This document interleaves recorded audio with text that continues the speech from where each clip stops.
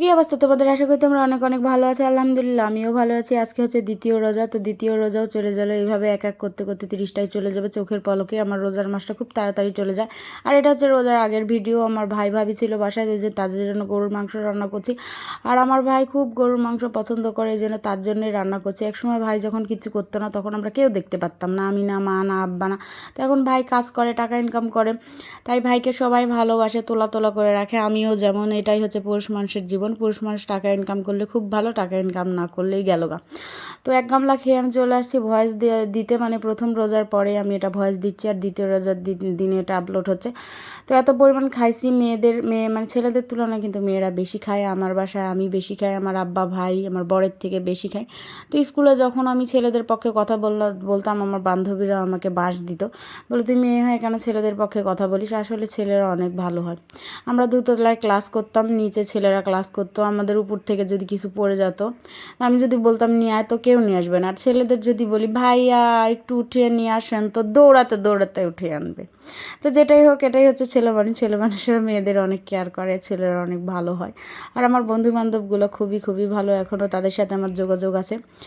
তো তাদের সাথে ঈদের মধ্যে ইনশাআল্লাহ সবার সাথে দেখা করব, রকি রবিন সবার সাথে দেখা হবে ইনশাআল্লাহ। তো আজকে আমি গরুর মাংসটা হাঁড়িতে রান্না করছি। আমার ভাবি বলছে আজকে হাঁড়িতে রান্না করো, হাঁড়িতে রান্না করলে নাকি অনেক অনেক মজা হয়, এই জন্য আমি হাঁড়িতে রান্না করছি।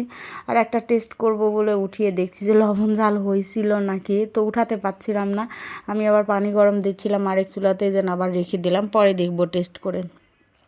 তো এই হলো আমার আজকের রান্না বান্না। আজকে হচ্ছে যে আমার ভাই আসবে, আর এই রান্নাটা ছিল ঈদের আগে, মানে রোজার আগে। আমি কি বলছি, রোজার আগের রান্না ছিল, এই জন্য রোজার মধ্যে এটা আপলোড হচ্ছে। এটা রোজার রান্না না, এটা রোজার হচ্ছে 2-3 দিন আগের রান্না বান্না করছিলাম। আমার ভাই ভাবি বাসায় ছিল, মানে আমার ভাবি বাসায় ছিল, ভাই নিতে আসছিল, সেই দিনের রান্না বান্না। তো আমার ফাইনাল টাচ যেটা গুঁড়ো মশলা, সেটাও দেওয়া হয়ে গেল। এই দেখো গুঁড়ো মশলা দিয়ে সুন্দর করে একটু নেড়ে নিচ্ছিলাম। আর এখানে গরুর মাংস আর ফুসফুস ছিল না কি যেন বলে, ওটা আমার ভাই খেতে খুব পছন্দ করে, ওই জন্য ওটাও কিনছিলাম, আর মাংসও ছিল। দুইটা মিক্সড করে রান্না করছি। তো এটা আমার ভাই পছন্দ করে বলে কিনছি। তো ভাই এখন টাকা ইনকাম করে, এই জন্য ভাইকে একটু বেশি করে খাওয়াইয়ে খুইয়ে পাম্পটি দিয়ে টাকাটা নিতে হবে। তারপরে একটু প্লাউ রান্না করছিলাম। এই চালটা আমার মানে বাপের বাড়িতে লাগানো হয়, এটা কিনা না, বাড়ির ধান ভাঙিয়ে এই চালটা বের করা হয়েছে, প্লাউর চাল।